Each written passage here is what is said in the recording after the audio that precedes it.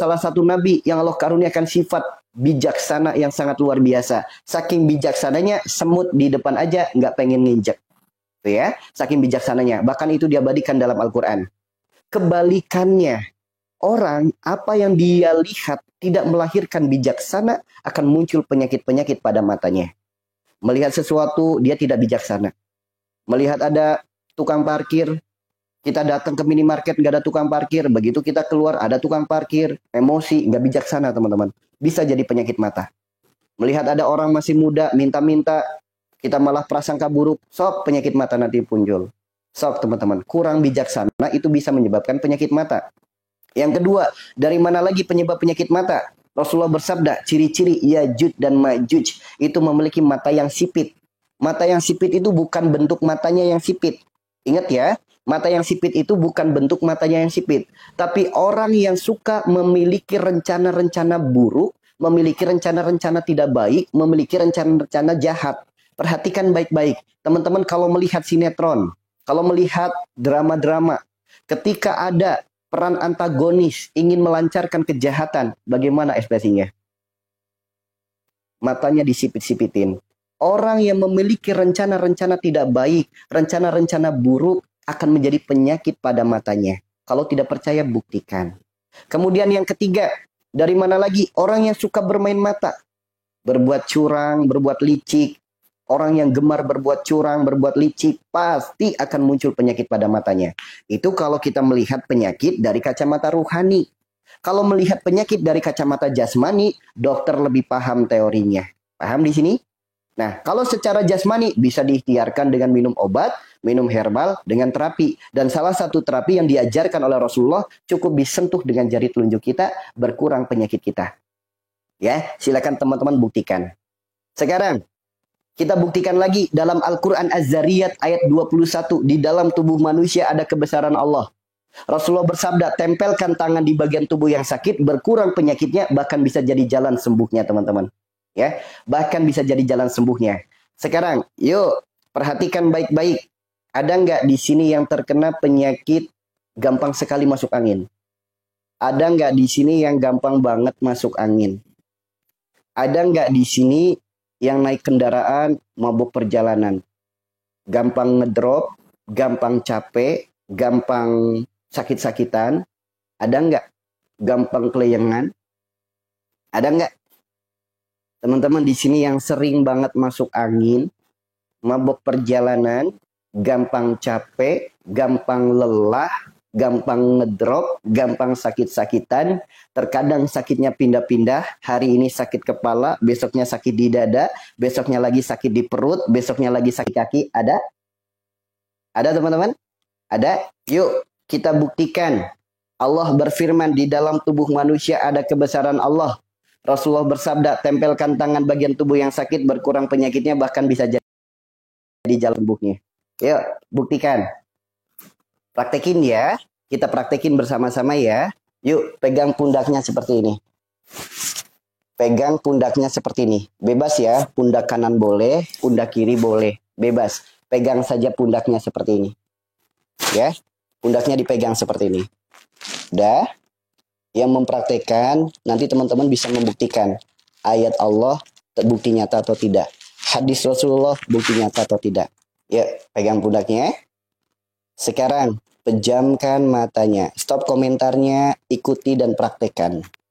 Pegang pundaknya, pejamkan matanya.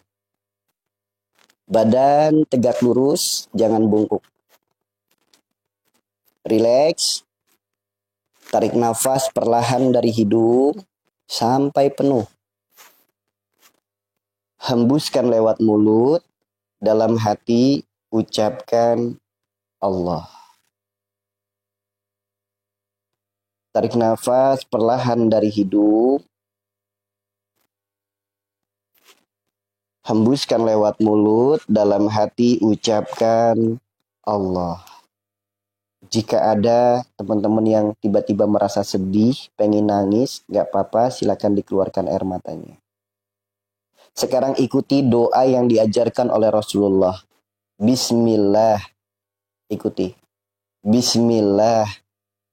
Bismillah. a'udzubillahi wa qudratihi min syari ma'ajidu wa uhadiru. Ya Allah, hamba mohon ampunanmu, hamba mohon pertolonganmu, mudahkan hamba untuk mengeluarkan segala kotoran, segala penyakit dalam tubuh hamba. Bismillahi tawakkaltu, Allahu Akbar. Tarik nafas, tarik yang panjang dari hidung. Tahan nafasnya, baca Al-Fatihah 1 kali, tahan nafas, mulut tetap diam. Selesai Al-Fatihah, hembuskan nafasnya lewat mulut perlahan, lalu buka matanya. Ya, perhatikan baik-baik, ikuti dan praktekkan. Pencet pundaknya, tarik. Pencet pundaknya, tarik. Pencet lagi pundaknya, tarik. Yuk, pundak satunya lagi, pencet, tarik. Pencet lagi, tarik. Pencet lagi, tarik. Yuk, sekarang ikuti lagi tengkuk lehernya, wilayah rambut dan kulit, sentuh dulu di sini. Pencet, tarik. Turun ke bawah. Ke bawah lagi. Dah. Dah. Sekarang, yuk, cubit-cubit daun telinganya. Cubit-cubit daun telinganya. Jangan kaget dilipat daun telinganya. Jangan kaget kalau sakit atau gatel. Itu jangan kaget. Dah, sekarang cubit-cubit punggung tangannya. Ya, cubit-cubit punggung tangannya. Usahakan penuh area punggung tangan kita cubit-cubit. Pergelangan tangan juga dicubit-cubit. Sampai ke lengan. Penuh. Ya. Lalu naik ke atas. Jangan kaget kalau merinding. Dah, sekarang punggung tangan satunya lagi. Cubit-cubit. Punggung tangannya sampai penuh. Pergelangan tangan dicubit-cubit. Sampai ke lengan. Dah. Sekarang naik ke atas. Dah, sekarang yang terakhir, bagian kaki. Maaf, saya angkat kaki saya. Maaf kalau nggak sopan, nanti teman-teman prakteknya nggak usah diangkat kakinya ya. Perhatikan baik-baik, ini pergelangan kaki. Di sini dicubit tarik. Cubit tarik. Oke, sekarang bagian dalam. Bagian luar. Lalu punggung kakinya. Dah, yuk sekarang kaki satunya lagi. Pergelangannya. Bagian depan. Bagian dalam. Bagian luar, punggung kaki. Dah? Yuk, sekarang dalam hitungan 1, 2, 3. Jawab yang jujur. Siapa di sini yang langsung sendawa? Keluar keringat hangat. Badan langsung segar. Badan langsung enteng. Ngantuk langsung hilang. Angin langsung minggat. Langsung muncul semangat. Sok. Sok. Ada nggak di sini yang badannya langsung segar? Keluar keringat hangat. Langsung sendawa, ngantuk hilang, angin minggat, mata terang, muncul semangat. Sok. Ada nggak? Ada? Ada teman-teman? Nah, selamat bagi teman-teman yang responnya, reaksinya justru malah sendawa, keluar keringat hangat, badan segar, ngantuk hilang, kemudian angin minggat, muncul semangat, mata langsung terang, bersyukur. Itu tanda tubuhnya kategorinya normal. Oke, sekarang, yuk, saya tanya, yang setelah diterapi, pegang telapak tangannya, ada nggak yang merasakan dingin? Sok, pegang telapak tangan yang habis diterapi, ada nggak yang merasakan dingin? Sok, daun telinganya pegang, ada nggak yang merasakan dingin? Ada nggak yang merasakan dingin? Tengkuk lehernya dipegang, ada nggak yang merasakan dingin? Sok, punggung kakinya dipegang, ada nggak yang merasakan dingin? Ada nggak yang justru malah mual, pengen muntah, kepalanya malah pusing, malah ngantuk, malah berasa sedih, mendadak pengen BAB, ada nggak teman-teman? Ada nggak yang justru malah mual, merinding, keluar keringat dingin, mata malah ngantuk, kemudian mendadak seperti sedih, bahkan pengen muntah, mendadak pengen BAB, ada nggak? Ada nggak? Ada yang mual. Ingat, petunjuk dari Rasulullah ditulis dalam kitab Tibun Nabawi. Dalam kitab Tibun Nabawi ditulis oleh Ibnu Qayyim Al-Zauziyah. Kitab Tibun Nabawi adalah rujukan utama para ulama yang dakwah lewat jalan pengobatan. Lihat, bagi teman-teman yang merasa mual, kepalanya pusing, merinding, keluar keringat dingin, sok ikuti petunjuk Nabi. Bisa dibaca? Bisa dibaca? Muntah sebagai obat. Maka silakan dibatukin. Disengajakan batuk. Itu batuk. Kalau itu dehem. Beda.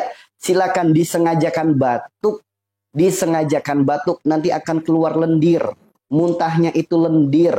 Muntahnya itu dahak, bukan makanan. Meskipun habis sarapan bubur ayamnya tidak keluar. Hanya lendirnya saja yang keluar. Kalau nggak percaya buktikan. Batukin, nanti muntah.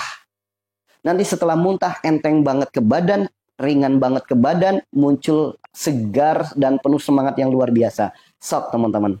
Ya, keluarnya lendir teman-teman. Kemudian, dari mana?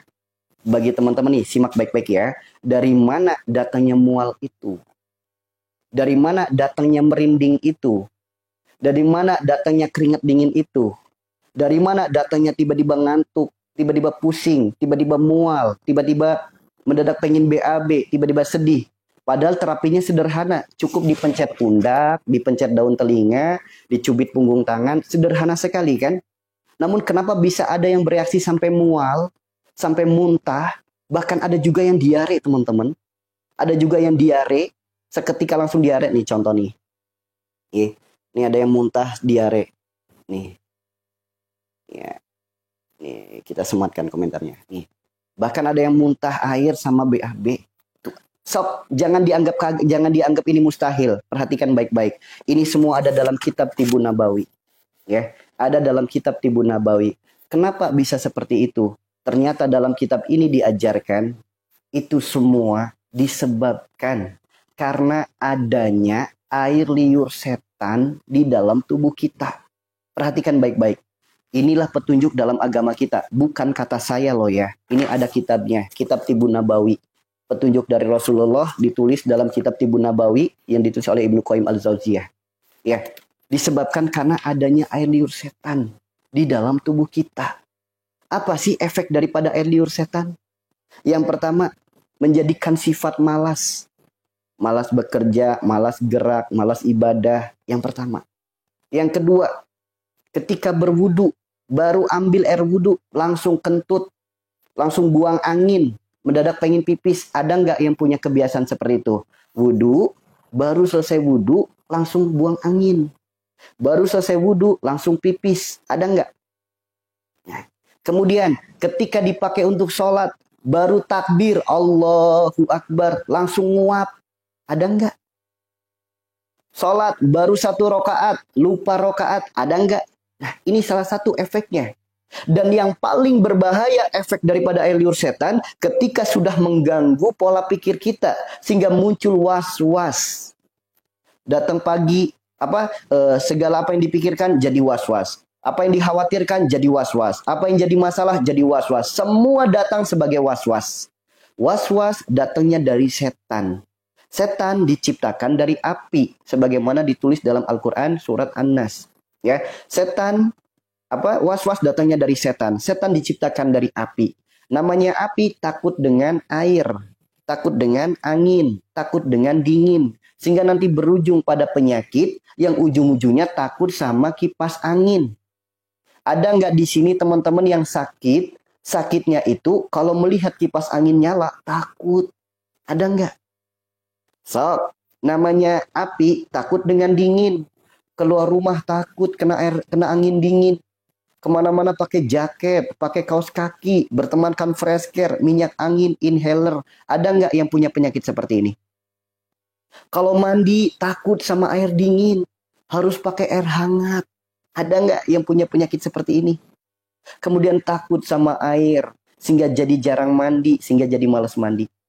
Tuh teman-teman. Ya. Tuh, efeknya air liur setan di dalam tubuh kita bisa sampai seperti itu. Yang jadi pertanyaan, dari mana masuknya air liur setan ke dalam tubuh kita? Rasulullah bersabda, makan dan minumlah dengan tangan kanan. Jangan makan dan minum dengan tangan kiri. Makan minum dengan tangan kiri, makan minum bersama dengan tuh. Jadi ini nasihat bukan untuk anak kecil saja. Ini nasihat dari anak kecil sampai yang tua, sampai ubanan, sampai ompong, sampai kakek nenek. Selagi masih hidup, makan minumlah dengan tangan kanan. Jangan makan minum dengan tangan kiri. Karena makan minum dengan tangan kiri, makan minum bersama dengan. Makanya masuk air liur setannya ke dalam tubuh kita. Itu yang pertama. Ya, yang kedua, dari mana datangnya? Makan dan minumlah, jangan makan dan minum yang terbuka di malam hari.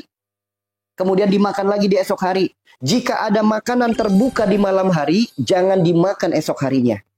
Kalau kita punya makanan, gak habis, takut mubazir kalau dibuang, maka simpanlah makanan itu dengan baik.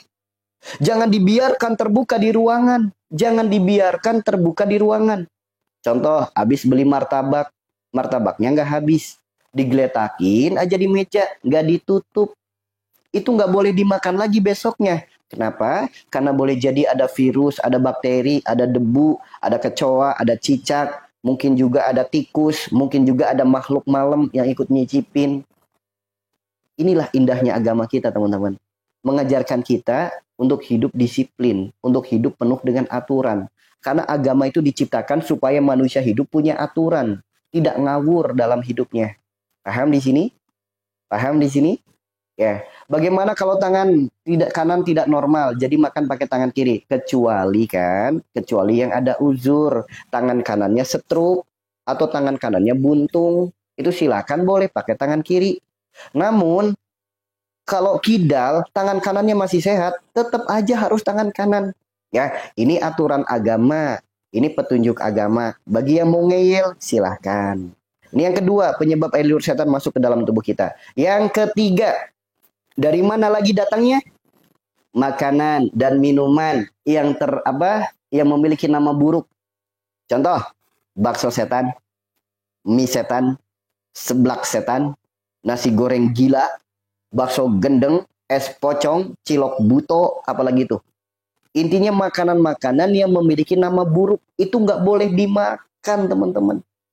Nggak boleh dimakan. Makanya jika Anda pelaku usaha kuliner, jangan hanya mencari nama viral, nama kekinian, namun justru menghantarkan penyakit kepada banyak orang. Segala sesuatu yang kita lakukan di alam dunia kita, kelak akan dimintai pertanggungjawaban. Kira-kira jawaban apa yang akan Anda berikan ketika di yaumil hisab? Allah tanya, kenapa kamu memiliki produk makanan dengan nama-nama buruk?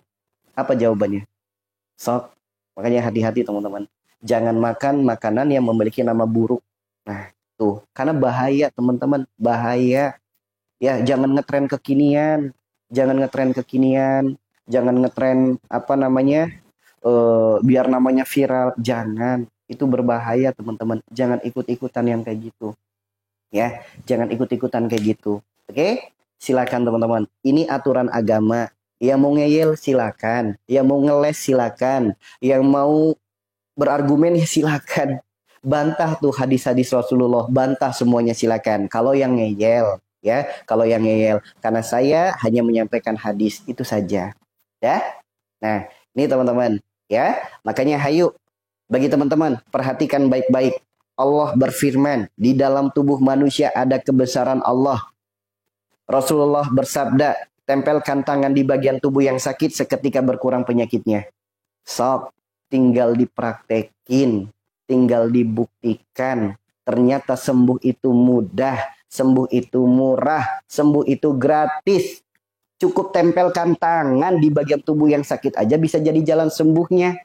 Sob, di sini ada yang mau dipraktekkan lagi nggak terapi anginnya? Sob, ada yang mau dipraktekin lagi nggak terapi anginnya? Seketika terbukti nggak teman-teman? Reaksi ke tubuh, badan langsung hangat, badan langsung segar, keluar keringat hangat. Sob, apa yang lagi sakit, gampang masuk angin, mudah sekali mabok perjalanan, gampang capek, gampang lelah, gampang sakit-sakitan, gampang kelayangan. Sob, praktekin aja teman-teman. Ya. Segala sesuatu itu indah jika kita berpegang teguh dengan Al-Quran dan Sunnah. Indah, teman-teman. Indah. Semuanya ada solusi. Yuk, dipraktekin yuk. Yang mau direkam, silakan direkam ya teman-teman ya. Yang mau direkam, silakan direkam. Yang mau dibagikan, silakan dibagikan. Jika merasa bermanfaat, bagikan. Kepada saudara, kepada keluarga, kepada teman, kepada sahabat. Direkam, yang mau diupload ulang, silakan. Semoga menjadi perantara kebaikan untuk banyak orang. Semoga diri kita sebagai perantara kebaikannya. Semoga Allah limpahkan kebaikan keberkahannya. Yuk, praktekin. Pertama, pegang pundaknya dulu teman-teman. Pegang pundaknya dulu ya. Pegang pundaknya. Dah. Fokus, praktekkan bersama. Sehingga teman-teman yang mempraktekkan langsung merasakan dampaknya. Pegang pundaknya. Pejamkan matanya. Badan tegak lurus. Tarik nafas perlahan dari hidung. Sampai penuh. Hembuskan lewat mulut. Dalam hati ucapkan Allah. Sekali lagi, tarik nafas perlahan dari hidung. Hembuskan lewat mulut. Dalam hati ucapkan Allah. Bagi teman-teman yang mendadak tiba-tiba sedih, pengen nangis, silakan. Sekarang ikuti doa yang diajarkan oleh Rasulullah. Bismillah. Bismillah. Bismillah. A'udzubillahi wa qudratihi min syari ma'ajidu wa uhadiru. Ya Allah, hamba mohon ampunanmu, hamba mohon pertolonganmu. Mudahkanlah hamba untuk mengeluarkan segala kotoran, segala penyakit dalam tubuh hamba. Bismillahi tawakkaltu. Allahu Akbar. Tarik nafas 1 kali, tarik yang panjang. Tahan nafasnya, baca Al-Fatihah 1 kali dalam hati, mulut tetap diam. Selesai Al-Fatihah, hembuskan nafasnya perlahan lewat mulut, lalu buka matanya pelan-pelan. Sekarang, pencet pundaknya, tarik. Pencet pundaknya, tarik. Pencet lagi pundaknya, tarik. Pundak satunya lagi pencet, tarik. Pencet lagi, tarik. Pencet lagi, tarik. Yuk, sekarang tengkuk leher. Nih ya. Rambut, kulit. Sini dulu. Pencet, tarik. Tengah. Bawah. Dah. Sekarang, lipat daun telinganya. Lipat daun telinganya seperti ini. Jangan kaget kalau sakit. Jangan kaget kalau gatel. Lipat daun telinganya. Dah. Sekarang cubit punggung tangannya. Cubit yang banyak. Area punggung tangan. Cubit-cubit. Jangan kaget kalau tiba-tiba ada yang langsung mual. Jangan kaget. Ya. Lalu pergelangan tangan. Cubit-cubit. Cubit-cubit pergelangan tangannya. Lengannya juga cubit-cubit. Lengannya. Sekarang naik ke atas. Jangan kaget kalau merinding. Ya. Dah.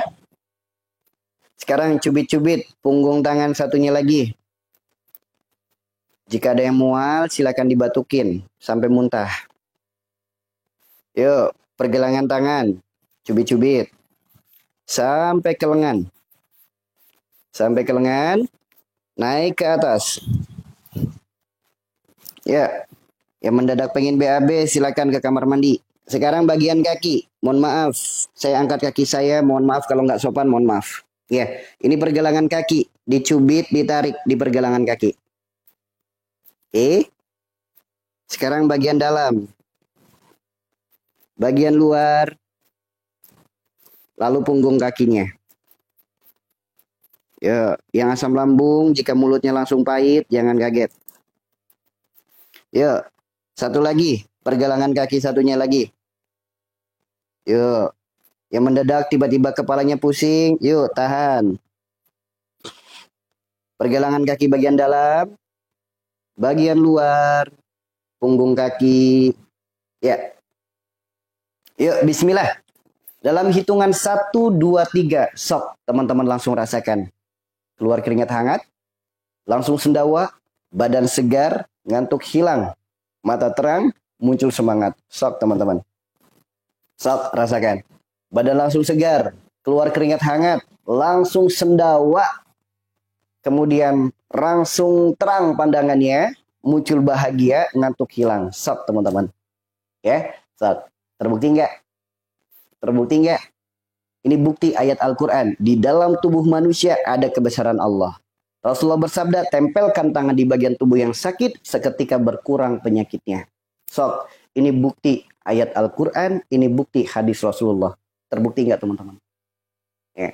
Sok, jujur, ada nggak rasa bahagia? Ada nggak rasa semangat? Setelah diterapi kok bahagia gitu? Setelah diterapi kok ada rasa semangat gitu? Ada nggak teman-teman? Ada nggak? Iya. Sok, ada nggak rasa semangat, rasa bahagia yang kok bisa ya kayak gini bahagia gitu? Sok teman-teman. Makanya apa? Allah berfirman di dalam tubuh manusia ada kebesaran Allah bagi yang yakin. Tuh, itu kan ayatnya. Rasulullah bersabda, tempelkan tangan di bagian tubuh yang sakit, seketika berkurang penyakitnya. Tuh teman-teman. Kenapa? Sembuh itu mudah, murah, dan gratis. Terapi seperti ini bukan hanya berdampak pada jasmani saja. Terapi seperti ini berdampak pula pada rohani kita, teman-teman. Berdampak pula pada rohani kita. Nah, tuh. Makanya tinggal teman-teman aplikasikan. Ya, tinggal teman-teman aplikasikan. Pas pegang punggung, kenapa nangis? Nah, jika teman-teman ada yang merasa sedih, tiba-tiba nangis saat terapi, perhatikan baik-baik. Ya, ini semua disebabkan karena adanya jiwa yang mengharapkan doa. Siapa jiwa yang mengharapkan doa? Mereka-mereka yang meninggal belum dalam keadaan sempurna. Contoh, orang yang meninggal korban kecelakaan peperangan, mungkin korban pembunuhan, mungkin yang aborsi dan lain sebagainya. Itu jiwa-jiwa yang mengharapkan doa. Rasulullah bersabda, andaikan kalian mendengar apa yang aku dengar, kalian pasti akan mendoakan mereka. Nah, jiwa-jiwa yang mengharap doa itu, namanya mereka itu bagaikan laron. Mereka hanya mencari cahaya. Ketika ada cahaya, dia akan ngikutin. Bukan untuk nakut-nakutin, aing di dieu. Bukan. Mereka hanya butuh didoakan. Makanya cukup dengan kalimat innalillahi wa inna ilaihi rajiun. Sok pegang pundaknya innalillahi wa inna ilaihi rajiun. Langsung enteng teman-teman. Innalillahi wa inna ilaihi rajiun. Ya Allah sempurnakanlah jiwa mereka semua. Innalillahi wa inna ilaihi rajiun. Langsung enteng teman-teman. Ya, langsung enteng. Ya, makanya gitu. Kalau tadi makanya saya kasih tahu, kalau tiba-tiba ada yang merasa sedih dan pengen nangis, silakan langsung nangis. Silakan. Nah, karena di dalam tubuh kita berarti ada jiwa yang sedang mengharapkan doa. Tuh teman-teman. Ya, itulah dahsyatnya. Ya, itulah dahsyatnya terapi-terapi atau pengobatan-pengobatan yang ada dalam agama kita. Dahsyatnya seperti itu. Paham di sini? So, makanya Pak, masuk angin itu nggak ada penyakitnya teman-teman. Nggak ada penyakit namanya masuk angin tuh nggak ada. Karena sampai detik ini di rumah sakit nggak ada. Diagnosanya apa? Masuk angin. Nggak ada teman-teman. Adanya rasa seperti itu karena adanya jiwa yang mengharapkan doa. Namanya kita hidup, kita udah kemana-mana. Sedangkan kita tidak bisa melihat mereka, mereka bisa melihat kita. Mereka bagikan laron, yang dicari hanya cahaya. Cahaya itu dari mana? Dari kebaikan-kebaikan yang pernah kita lakukan. Baik dia orang muslim, baik dia orang non-muslim. Ya, baik dia orang muslim, baik dia orang non-muslim, pasti pernah melakukan kebaikan. Dari kebaikan itulah akhirnya menjadi cahaya. Cahaya itulah yang akhirnya diikuti oleh para jiwa-jiwa yang mengharapkan doa. Mereka bukan untuk nakut-nakutin, mereka hanya butuh didoakan. Mereka mencari cahaya bagaikan laron yang mencari cahaya. Hanya ketemu cahaya, dia akan melepaskan sayapnya. Kemudian akan kembali lagi kepada bumi. Innalillahi wa inna ilaihi rajiun. Itu ya teman-teman ya. Jadi bukan mereka nakut-nakutin, aing di dieu. Bukan, mereka hanya butuh didoakan. Ya Allah, sempurnakanlah jiwa mereka semua. Innalillahi wa inna ilaihi rajiun. Pencet pundaknya, tarik. Pencet lagi pundaknya, tarik. Sok, langsung sehat. Sok, langsung enteng, langsung segar, pusing hilang, masuk angin minggat. Sok, buktikan teman-teman. Ya, buktikan. Ya, itu seperti itu. Ini baru satu terapi. Baru satu terapi, teman-teman. Baru satu terapi. Makanya ketika kita mengikuti pengobatan-pengobatan dalam agama kita yang bersumber dari Al-Quran dan Sunnah, ada satu terapi lagi. Di mana terapi ini diajarkan oleh Rasulullah, teman-teman. Di mana terapi ini bisa jadi jalan ikhtiar. Sembuh semua penyakit. Semua. Ya, semua penyakit. Jadi nggak usah ditanya. Karena terapi ini bisa untuk mengeluarkan segala yang kotor. Baik itu kotoran syariat maupun kotoran hakikat. Kotoran yang kelihatan mata maupun kotoran yang tidak kelihatan mata. Kotoran yang kelihatan mata, debu, daki, belek, upil. Nah itu kan kotoran yang kelihatan mata. Kotoran yang nggak kelihatan mata, contoh seperti tadi. Merinding, mual, sok, sendawa, keluar keringat hangat. Itu termasuk kotoran hakikat. Nah, segala yang kotor. Yang kedua, segala yang buruk. Sifat perilaku perbuatan kita yang buruk berdampak buruk pula pada jasmani kita. Orang kalau perilakunya buruk, perbuatannya buruk, sifatnya buruk, akan berdampak buruk pada diri kita. Contoh, habis makan tidur, kira-kira ini perilaku buruk apa perilaku baik? Perilaku buruk kan? Habis makan tidur. Akhirnya apa? Muncul kolesterol. Ikhtiarkan dengan terapi ini, insya Allah kolesterolnya sembuh. Mungkin ada orang yang sifatnya buruk, sifatnya serakah, sehingga muncul gatal-gatal di dalam tubuh. So, ikhtiarkan. Apapun penyakit gatal Anda, ikhtiarkan dengan terapi ini, insya Allah sembuh. Ya. Atau mungkin ada orang yang punya sifat tinggi hati, sifatnya sombong, dikit-dikit marah, dikit-dikit emosi, muncul darah tinggi, insya Allah darah tinggi juga bisa jadi jalan sembuh. Atau mungkin ada orang yang punya sifat yang kurang baik, dikit-dikit baperan, dikit-dikit tersinggung, dikit-dikit sedih, dikit-dikit nangis, dikit-dikit ngebatin, muncul penyakit darah rendah, insya Allah darah rendah bisa jadi jalan sembuhnya. Atau mungkin orang yang punya perbuatan buruk, memutus silaturahim, sehingga apa? Muncul stroke dalam dirinya. Insya Allah penyakit stroke juga bisa. Atau mungkin orang yang punya kebiasaan buruk, sering meninggalkan sholat dengan alasan sibuk bekerja, muncul saraf kejepit. Insya Allah saraf kejepit juga bisa jadi jalan sembuhnya. Tinggal teman-teman praktekkan, teman-teman. Ya, kemudian yang ketiga, segala yang tidak baik. Segala yang tidak baik itu apa? Semisal kita makan, makanan kita ada pengawetnya, makanan kita ada kimianya, sehingga berdampak buruk pada organ tubuh kita. Mungkin usus buntu, mungkin batu ginjal, mungkin batu empedu. Insya Allah atas izin Allah bisa jadi jalan sembuhnya. Atau mungkin segala yang mengganggu. Orang yang kehidupannya selalu terganggu. Datang pagi takut mati, datang siang takut mati, datang malam takut mati. Dengar suara burung takut, dengar suara orang ketawa takut, mau makan ini takut, mau makan itu takut. Hidupnya dipenuhi dengan ketakutan, kekhawatiran, kecemasan. Seperti orang asam lambung, orang panic attack, orang penyakit GERD, orang anxiety, orang skizofrenia. Semua hidupnya dipenuhi dengan ketakutan-ketakutan. Sehingga dia hanya betah di dalam kamar. So, orang yang merasa seperti itu, praktekin terapi ini. Insya Allah bisa jadi jalan sembuhnya. Kemudian yang kelima, yang keenam, segala asbab sakit, segala penyakit. Nggak usah ditanya, penyakit apapun bisa jadi jalan sembuhnya. Jadi nggak usah ditanya, ini untuk semua penyakit. Nggak usah ditanya, ini untuk semua penyakit. Kemudian yang ketujuh, segala gangguan gaib. Mau sihir kek, mau santet kek, mau guna-guna kek, mau apapun itu gangguan gaib, insya Allah bisa jadi jalan sembuhnya. Mau itu dalam bentuk kemusyrikan, jimat, raja, kodam, susuk, pusaka, klenik, apapun itu, insya Allah bisa jadi jalan sembuhnya. Dan yang lebih dahsyatnya lagi teman-teman, terapi ini disebutkan dalam kitab. Bisa untuk ikhtiar kita menyempurnakan kembali struktur jaringan tulang kita, sendi-sendi kita, syaraf-syaraf kita. Seluruh organ dalam tubuh kita bisa sempurna kembali, teman-teman. Mungkin yang stroke, insya Allah bisa sempurna kembali. Yang patah tulang, radang sendi, encok, pengapuran, osteoporosis, varises, asam urat, rematik, insya Allah bisa jadi jalan sembuhnya. Yang saraf kejepit, atau mungkin lambungnya lecet, atau mungkin jantungnya bocor, atau paru-parunya yang bermasalah, atau mungkin saraf otaknya bermasalah, atau mungkin penyakit apapun, insya Allah bisa jadi jalan sembuhnya. Ya, yang sudah mempraktikkan terapi ini puluhan ribu orang, yang sudah membuktikan puluhan ribu orang, mungkin ratusan ribu orang. Bagi teman-teman yang ingin melakukan terapi ini, perhatikan baik-baik. Ya, perhatikan baik-baik. Terapi ini terapi yang sangat mudah, bersumber dari Al-Quran dan Sunnah Nabi kita. Terapi ini terapi yang sangat mudah sekali, bahkan bisa dilakukan oleh semua orang. Ketika dia tidak bisa melakukannya sendiri, maka bisa dilakukan oleh orang lain yang semuhrim. Ya, misal untuk anaknya nggak bisa melakukan sendiri, bisa sama orang tuanya. Ya, atau mungkin suaminya yang lagi sakit, bisa sama istrinya. atau mungkin untuk diri kita sendiri, itu jauh lebih baik lagi teman-teman. Ya, jadi nggak usah ditanya ya, nggak usah ditanya mau disakit di pinggang, mau sakit di lutut, mau sakit di mana, praktekin aja terapi ini. Praktekin aja terapi ini, manfaatnya sangat luar biasa. Teman-teman pengen tahu nggak terapinya apa?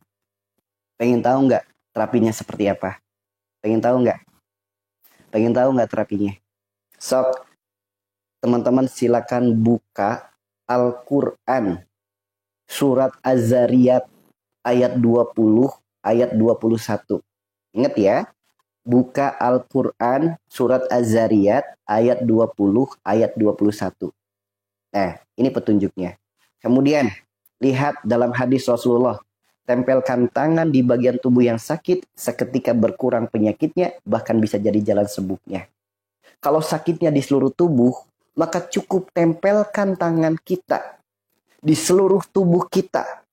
Dari ujung kepala sampai ujung kaki, tempelkan tangan kita di bagian tubuh kita yang sakit atau seluruh tubuh kita.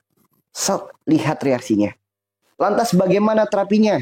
Yuk, namun sebelumnya kita sepakat dulu ya, ketika saya sedang menjelaskan terapinya, saya sedang menjelaskan caranya, teman-teman cukup disimak saja, didengarkan.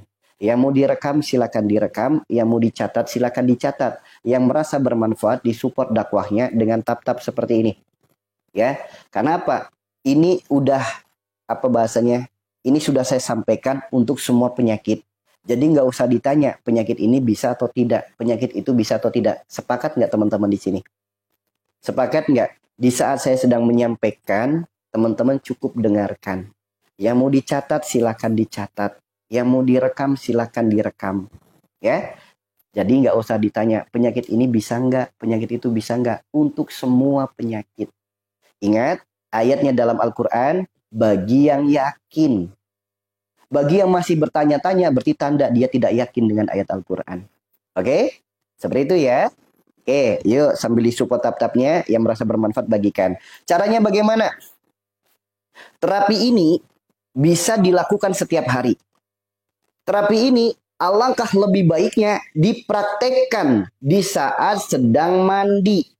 Ingat, terapi ini alangkah lebih baiknya dipraktekkan di saat sedang mandi. Caranya bagaimana? Simak baik-baik, perhatikan baik-baik.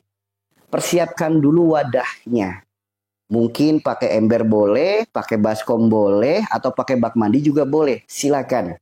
Pastikan wadahnya bersih. Yang kedua, air yang baru ngalir. Air yang baru ngalir, baru buka keran atau baru ngambil pakai gayung. Intinya air yang baru ngalir. Oke. Yang ketiga, jika teman-teman punya garam Himalaya, silakan campurkan garam Himalaya 1 sendok makan. Jika punya. Jika tidak punya, silakan bisa diganti dengan garam laut. Garam krosok yang gede-gede itu. Yang kiloan di pasar. Cukup 1 sendok makan saja. Jika tidak ada garam seperti itu, maka cukup dengan air saja. Nggak usah dicampur garam juga nggak apa-apa kalau nggak ada garamnya. Kemudian yang ketiga pesan saya, jangan sekali-kali tergiur untuk membeli garam ruqyah. Ingat pesan saya, jangan sekali-kali tergiur untuk membeli garam ruqyah dengan apa yang ditawarkan dalam iklannya. Jangan. Kenapa? Hanya orang-orang tertipu yang mau membeli garam ruqyah. Hanya orang-orang tertipu yang mau membeli garam ruqyah. Karena tidak akan teman-teman jumpai di dunia ini ulama yang jualan garam ruqyah. Tidak akan mungkin teman-teman jumpai itu. Jika ada oknum, ustadz, ustazah, kiai, gus, apapun itulah namanya. Jika ada oknum yang jualan garam ruqyah, itu bukan ulama, melainkan pedagang agama. Ulama boleh berbisnis apapun. Jualan baju, jualan beras, jualan minyak, jualan garam. Boleh. Namun jangan dikomersilkan. Garam 1 kilo 8.000. Dikasih nama ruqyah jadi ratusan ribu. Ya, dikasih nama ruqyah jadi ratusan ribu. Berarti itu dia bukan menjual garamnya, melainkan menjual agamanya. Jadi kalau ada oknum ustadz, ustazah, kiai, gus, kok jualan garam ruqyah, berarti dia bukan ulama, melainkan pedagang agama. Oke? Yang ada ustadz, ustazah, gus, kiai, apapun itu namanya, Oknum yang jualan garam ruqyah, dia bukan ulama, melainkan pedagang agama. Titik. Ya, karena yang namanya ulama itu menghidupi agama. Pedagang agama itu cari hidup dari agama. Garam 1 kilo 8.000 dikasih nama ruqyah jadi ratusan ribu. Dia pedagang agama. Maka jangan percaya dengan orang-orang seperti itu. Ya, jangan mau tergiur dengan produk-produk seperti itu. Minyak wangi 1 botol 50.000 dikasih nama minyak ruqyah jadi ratusan bahkan sampai jutaan. Hanya orang-orang yang tertipulah yang mau membelinya. Maka jangan percaya dengan produk-produk seperti itu. Oke? Karena di dalam Al-Quran jelas sekali ayatnya. Haram hukumnya memperjualbelikan agama. Haram hukumnya memperjualbelikan doa. Haram hukumnya memperjualbelikan ayat-ayat Allah. Itu udah jelas sekali ayatnya. Ya, makanya yang jualan bukan ulama, yang jualan adalah pedagang agama. Sepakat di sini? Jadi mulai sekarang jangan percaya dengan garam ruqyah, minyak ruqyah, madu ruqyah, air doa, dan lain sebagainya. Jangan percaya, karena itu adalah produknya pedagang agama, bukan produknya ulama. Ulama itu menghidupi agama, pedagang agama cari hidup dari agama. Sepakat di sini? Ya, yang tidak terima silakan. Kami hanya meluruskan ketauhidan. Oke? Nah, sekarang campurkan itu 1 sendok saja. Silakan bisa beli di pasar, 1 kilo paling 8.000. 1 kilo paling 6.000, silakan beli di pasar, ya. Kemudian ambil 1 sendok saja, campurkan. Lalu aduk dengan tangan kanan kita. Aduk dengan tangan kita.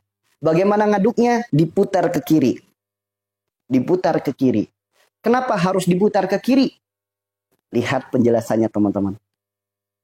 Kiri adalah putaran akhirat. Kiri adalah putaran alam semesta. Kiri adalah hakikat. Kiri adalah kekuatan itu sendiri. Sedangkan kanan adalah putaran dunia. Sebagaimana jarum jam, dia berputar ke kanan untuk membaca dunia. Namun lihat orang tawaf mengelilingi Ka'bah, dia berputar ke kiri karena itulah putaran akhirat. Kiri adalah putaran alam semesta. Simak baik-baik, teman-teman yang rumahnya dekat dengan sungai, dekat dengan selokan, dekat dengan air, silakan lihat baik-baik. Terkadang air akan membentuk pusaran secara alami. Kemana arah pusarannya?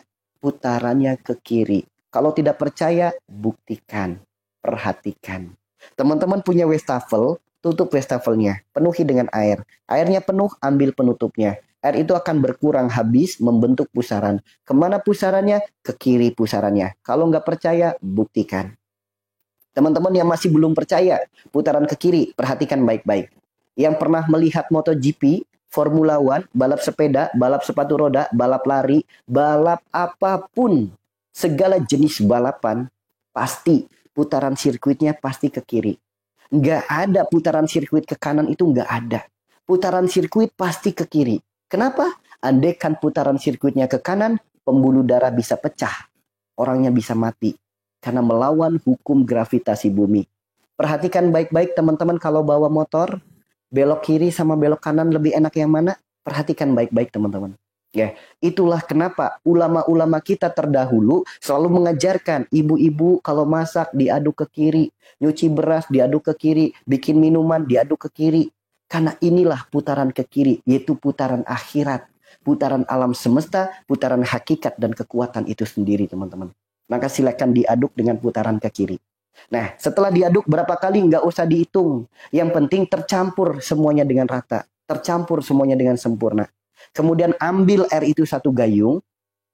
Ambil air itu 1 gayung. Lalu dibawa keluar ke kamar mandi. Ingat ya, ambil airnya 1 gayung. Dibawa keluar kamar mandi. Taruh di meja, duduk yang manis. Doakan air yang digayung. Apa doanya? Dalam kitab disebutkan. Yang pertama, bacakan 3 surat Qul huwallahu ahad, Qul a'udzu birabbil falaq, Qul a'udzu birabbin nas, masing-masing 1 kali. Setelah itu baca Al-Fatihah 1 kali, baca ayat kursi 1 kali. Kalau tidak hafal, cukup Al-Fatihah saja. Kemudian kita berdoa kepada Allah, ya Allah, hamba memohon kepadamu, ridhoi ikhtiar hamba untuk mendapatkan sehat dan sembuh darimu. Berkahilah air ini, jadikanlah pembersih, jalan sehat, jalan sembuh segala penyakit hamba. Bacakan lagi Al-Fatihah, tiupkan. Setelah ditiupkan, ini sunnah. Meniupkan itu sunnah. Kita mendoakan air, kemudian air itu ditiupkan, itu sunnah. Itulah yang diajarkan oleh Rasulullah. Kemudian air yang sudah didoakan itu campurkan lagi di bak mandi. Ya, campurkan lagi di bak mandi. Kemudian persiapan untuk mandi. Ingat indahnya agama kita dalam membuat aturan. Lihat, jika Anda laki-laki tutup wilayah. Jika Anda perempuan tutup 2 wilayah. Jika tidak ada penutup maka jongkok mandinya. Ingat ya teman-teman ya, ketika mau mandi, jika Anda laki-laki tutup 1 wilayah. Jika Anda perempuan tutup 2 wilayah. Kalau tidak ada penutup maka jongkok mandinya. Kita berada di dalam kamar mandi, kita terhindar dari pandangan manusia, namun kita belum terhindar dari pandangan makhluk gaib. Itulah indahnya agama kita, menjaga kita sampai hal sedemikian teman-teman. Maka silakan dipraktekkan. Kemudian bagaimana cara terapinya? Bagaimana cara mandinya? Diajarkan oleh Rasulullah. Yang pertama, siram dulu kaki kanan. Ya, siram dulu kaki kanan. Siram dari bawah sampai ke paha. Lalu siram lagi kaki kiri. Siram. Nah, lalu siram punggung kita atau badan kita sebelah kanan di pundak. Siram. Kemudian siram lagi sebelah kiri. Oke? Baru disiram kepalanya. Setelah semuanya basah, pastikan semuanya basah. Ketika semuanya basah, baru lakukanlah terapi sebelum memakai sabun. Ingat, setelah disiram basah semuanya, sebelum memakai sabun, sebelum memakai sampo, silakan lakukanlah terapi yang sangat dahsyat, luar biasa. Bagaimana terapinya? Cukup diajarkan oleh Rasulullah, tempelkan tangan di bagian tubuh yang sakit. Jika sekujur tubuh kita ingin sehat semuanya, maka dari ujung kepala kita usap-usap rambutnya seperti ini. Usahakan jangan ada satu celah pun terlewatkan. Kemudian usap wajahnya. Lubang matanya dibersihkan dari belek-beleknya. Daun telinga dibersihkan sampai ke dalam-dalamnya. Lubang hidung dimasukkan kelingking, mulut dimasukin jari, sampai ke bawah diusap seluruh tubuh kita. Dari ujung kepala sampai ujung kaki. Jika ada yang setruk, usap bagian tubuh yang setruk. Jika ada yang saraf kejepit, ingat, diajarkan dalam sebuah kitab yang sangat luar biasa. Mukjizat gerakan sholat. Cukup dengan gerakan seperti orang ruku, pegang pinggangnya. Kemudian diusap ke belakang dalam keadaan seperti orang ruku. Perhatikan saraf kejepit, perhatikan, praktekkan teman-teman. Apapun penyakitnya, tinggal diusap dari ujung kepala sampai ujung kaki. Usap semuanya. Semuanya diusap. Ya, mungkin ada yang sakit di mata, usap matanya. Ada jerawat, flek hitam, usap wajahnya. Mungkin di lambung, usap lambungnya. Di jantung, usap jantungnya. Dimanapun penyakit kita, usap dengan telapak tangan dan jari jemari kita. Oke? Usap dengan telapak tangan dan jari jemari kita. Usap semuanya. Setelah diusap semuanya, ingat, jangan kaget kalau tiba-tiba badan langsung kedinginan. Keluar keringat dingin, ada juga yang muntah, ada juga yang diare, ada juga yang pusing, ada juga yang menggigil kedinginan. Itu jangan kaget. Ada juga yang sebaliknya, justru merasakan hangat. Badannya jadi hangat, seakan-akan airnya jadi berubah, jadi hangat. Jangan kaget kalau tiba-tiba berubah seperti itu. Kenapa? Satu teman-teman, bagi teman-teman yang merasakan dingin, jangan kaget. Karena itu tanda sebagaimana yang disebutkan dalam kitab. Allah keluarkan segala yang kotor, segala yang buruk, segala yang tidak baik, segala yang mengganggu, segala asbab sakit, segala penyakit, bahkan gangguan gaib. Itu kalau yang merasakan dingin. Lantas bagaimana kalau yang merasakan hangat? Yang merasakan hangat bersyukurlah. Itu tanda peredaran darah dan oksigen normal kembali. Allah sempurnakan kembali struktur jaringan tulangnya, sendi-sendinya, syaraf-syarafnya, seluruh organ dalam tubuhnya sempurna kembali. Mau asam urat, mau rematik, mau pengapuran, radang sendi, varises, mau encok, mau stroke, mau saraf kejepit, mau lambung lecet, mau jantung bocor, mau usus buntu, mau apapun itu sempurna kembali teman-teman. Itu jangan kaget, ya, jangan kaget. Ini adalah solusi ada dalam Al-Quran, solusi ada dalam sunnah Nabi kita. Tidak ada solusi yang lebih baik dari Al-Quran, tidak ada solusi yang lebih baik dari Al-Quran dan sunnah. Tidak ada. Ya, silakan kalau Anda mau pakai hizib nasor apa segala macam silakan. Itu karangan para ulama. Sedangkan ini bersumber dari Al-Quran dan sunnah Nabi kita. Saya yakin tidak ada yang lebih baik dari Al-Quran dan sunnah Nabi. Ya, seperti itu ya. Kemudian apa namanya? Setelah diusap semuanya, merasakan dingin dan merasakan hangat, segerakan pakai sabun, pakai sampo, gosok gigi, sebagaimana kita mandi biasa. Segerakan. Kenapa? Kalau disegerakan pakai sabun, disegerakan pakai sampo, disegerakan gosok gigi, nah rasa itu langsung hilang. Mualnya, dinginnya, hangatnya itu langsung hilang. Pokoknya begitu diusap langsung dingin, langsung hangat, segera pakai sabun, segera pakai sampo karena rasanya langsung hilang. Nah, kemudian dibilas sampai bersih. Setelah dibilas bersih, dikeringkan pakai handuk. Setelah kering pakai handuk, baru teman-teman pakai pakaian. Ya, pakai baju yang bersih, baju yang rapi. Nah, nanti jangan kaget. Setelah teman-teman selesai melakukan terapi ini, jangan kaget kalau tiba-tiba badannya lemes. Jangan kaget, ada juga yang demam, ada juga yang diare, ada juga yang pusing, ada juga yang pegelinu, ada juga yang muntah-muntah. Jangan kaget, teman-teman. Saya tanya, teman-teman, bagi teman-teman yang sudah pernah mempraktekkan terapi ini, saya tanya, setelah melakukan terapi, apa yang teman-teman rasakan? Bagaimana jika tidak ada reaksi, Ustaz? Boleh jadi kurang yakin dalam prakteknya. Boleh jadi masih coba-coba mempraktekannya. Karena ayatnya jelas bagi yang yakin. Ya, bagi yang yakin. Teman-teman yang sudah pernah praktek ada? Ada? Gimana setelah melakukan terapi? Meriang. Ada lagi? Menggigil. Siapa lagi yang telah melakukan praktik terapi? Ada? Meriang. Apa lagi? Ya. Itu nggak usah kaget. Reaksi itu hanya 3 jam saja kok. 3 jam saja, biarkan saja nanti sembuh dengan sendirinya. Karena itu bukan penyakit. Ada juga yang munculnya malah justru gatal-gatal ke badan. Itu semua tergantung dari penyakitnya masing-masing, tergantung dari sifat perilaku perbuatannya masing-masing, dan tergantung dari perjalanan hidupnya masing-masing. Ya, tergantung dari perjalanan hidupnya masing-masing. Semua orang tidak sama reaksinya. Semua orang tidak sama efeknya. Tidak sama, teman-teman. Tergantung dari sifat perilaku perbuatannya masing-masing. Oke? Seperti itu ya. Simak baik-baik ya. Kan udah dikasih tahu, sebelum pakai sabun diusap, setelah diusap segera pakai sabun, kemudian dibilas. Dari sini paham teman-teman? Ya. Kemudian lihat, fase itu nggak lama, hanya kurang lebih 3 jam saja.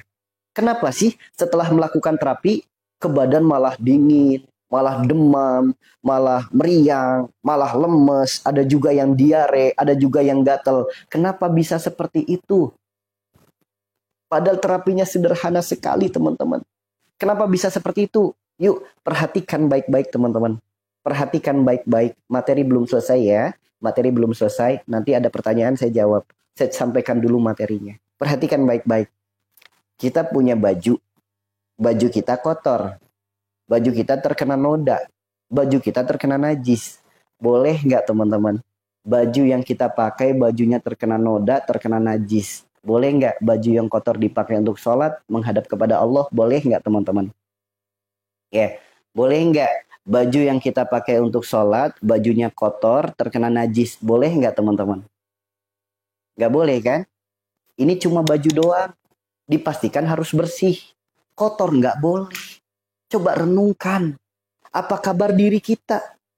Yang setiap hari ngotorin diri dengan kesalahan. Ngotorin diri dengan dosa. Sedangkan kita akan berpulang kepada Rob yang Maha Suci. Apakah kita nggak dibersihin dulu? Kita pun sama akan merasakan dibersihkan sebagaimana pakaian dibersihkan. Direndam dulu, kitanya kedinginan. Dikucek-kucek, disikat-sikat, dikebrok-kebrok, badan sampai pegelinu. Kemudian kita dibilas, diputer-puter sampai kepala pusing, diperes sampai muntah, diperes sampai diare. Kita dijemur, dipanasin, dianginin, begitu kering disetrika, merasakan demam, panas, dingin luar biasa. Kita pun akan merasakan seperti itu, teman-teman. Namun perhatikan baik-baik. Begitu pakaian kering disetrika, nyaman nggak kita pakai? Nyaman kan? Begitupun diri kita. Setelah melewati fase pembersihan itu, demam, diare, lemes, pusing, gak karuan, gatel-gatel, sok akan merasakan kenyamanan dalam hati yang sangat luar biasa. Ada kebahagiaan yang sulit diungkapkan dengan kata-kata. ada ketenangan hati, ada ketenangan pikiran. Bahkan begitu kita melakukan sholat, tidak sedikit justru langsung berderai air mata. Baru takbir, Allah, langsung nangis. Karena ingat dengan kesalahan, ingat dengan dosa, ingat dengan perjalanan hidup, ingat dengan hal itu semua, sehingga nangis bercucuran air mata. Sehingga berdampak pada apa? Ibadah jadi makin nikmat, ibadah jadi makin khusyuk, ibadah jadi makin semangat. Semangatnya ibadah, nikmatnya ibadah, khusyuknya ibadah, melahirkan ketenangan dalam hati, membuat bahagia dalam hidup, membuat tenang pikiran. Sehingga muncul yang namanya tawakal. Allah berfirman dalam Al-Quran, وَمَنْ يَتَّقِ اللَّهَ يَجْعَلْ لَهُ مَخْرَجًا وَيَرْزُقْهُ مِنْ حَيْثُ لَا يَحْتَسِبُ وَمَنْ يَتَوَكَّلْ عَلَى اللَّهِ فَهُوَ حَسْبُهُ إِنَّ اللَّهَ بَلِيغُ أَمْرِهِ قَدْ جَعَلَ اللَّهُ لِكُلِّ شَيْءٍ قَدْرًا. Perhatikan baik-baik teman-teman. Allah akan berikan jalan pertolongan dari arah yang tidak disangka-sangka. Jangan kaget apapun masalah hidup kita, datang solusinya.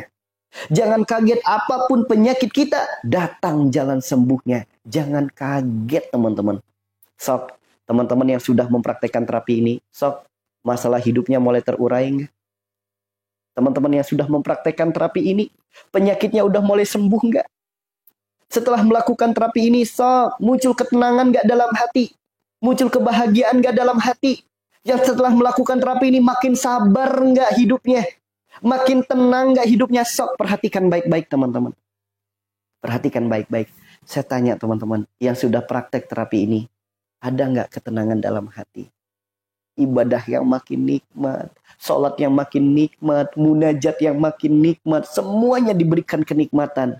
Bahkan tanpa kita memikirkan lagi, penyakitnya tahu-tahu udah sembuh aja. Sok teman-teman, luar biasa sekali manfaatnya dari terapi ini.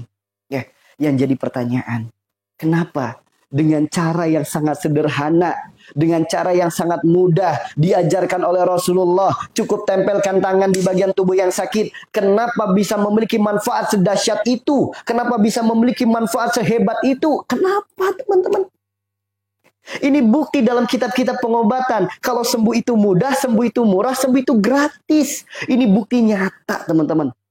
Kenapa bisa seperti itu? Perhatikan baik-baik. Allah berfirman dalam Al-Quran surat Az-Zariyat ayat 20. Di dalam bumi ada kebesaran Allah. Air adalah sumber kehidupan. Garam adalah sumbernya rasa. Di dalam tubuh manusia ada kebesaran Allah. Bagi yang yakin. Seluruh tubuh yang kita usap dengan telapak tangan kita, jari jemari kita, dari ujung kepala sampai ujung kaki, tubuh kita dipenuhi dengan garis.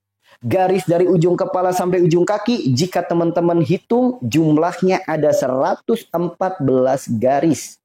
Sebagaimana 114 surat dalam Al-Quran. Saya tanya, ini kebetulan apa kebesaran Allah? Sok hitung garis dalam tubuh kita. Garis mata, garis wajah, garis tangan, garis perut, garis dada, garis kaki, garis apapun. Hitung jumlah garisnya. Dari ujung kepala sampai ujung kaki. Ada berapa garisnya? 114 garis. Sebagaimana 114 surat dalam Al-Quran. Ya, perhatikan baik-baik teman-teman. Ini ada